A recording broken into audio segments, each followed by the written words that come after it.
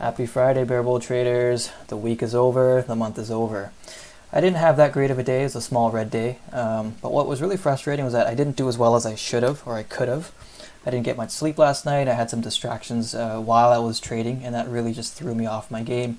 It messed up, not only individual trades, but it messed up my mindset because those things kind of snowball, right? Once you get frustrated over one thing, and then your next trade is probably not as good, and just basically not a peak performance.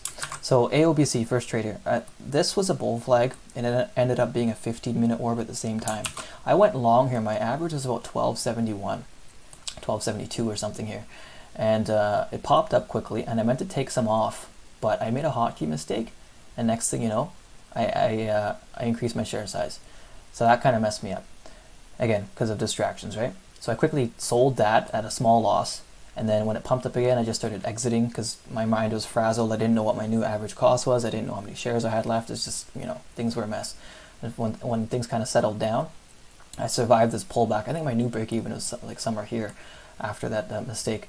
I survived the drawdown, got off this stuff at the 1334 level that I had here, and I had about 10 to 20% of shares left, and the thing started coming back, right? Started losing it here.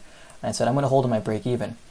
But then, it was just, my mind wasn't there, and in my mind, I was like, oh, well, the trade's tainted. It's not, I messed it up. Let's just get out of it and focus on something else. So I just got out, and it ended up testing my break even anyways, right?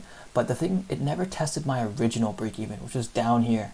I would have survived these drawdowns, right? And I could have caught this next leg up all the way to 1382. I would have held, I might have taken some off. Who knows what I would have done, but the fact of the matter is I didn't trade this properly, right? So it was a small winner, but it could have been a big winner. I could have hit goal if I had traded this properly and not made this silly mistake here, right? This could have been a one and done type of day. And that got to me in the back of my mind. Anyways, the next maneuver here was PAGS. So PAGS wasn't on the watch list, but it showed up on the turbo break up scanner as a big gap up. And I caught it on this kind of bull flag looking thing here.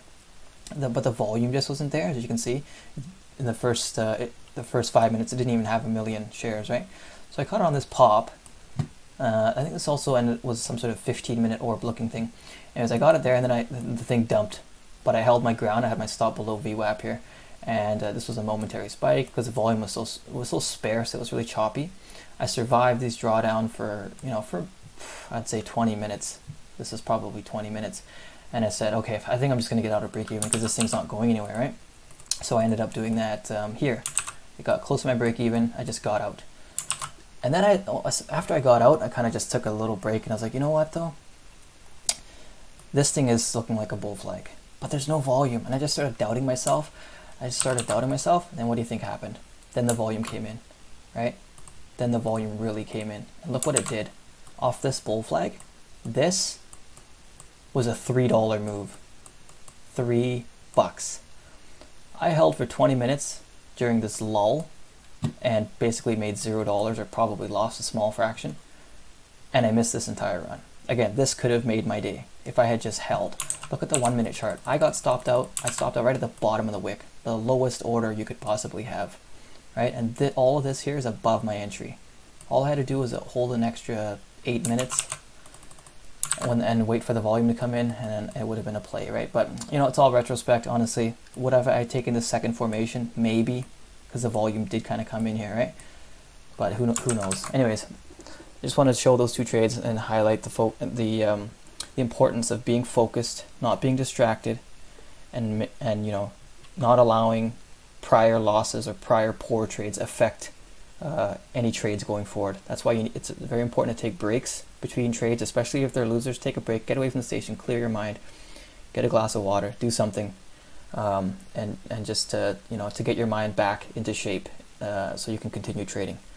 Anyways, I hope everyone has a great Labor Day weekend, and we'll see you guys in the chat on Tuesday. Thanks for watching.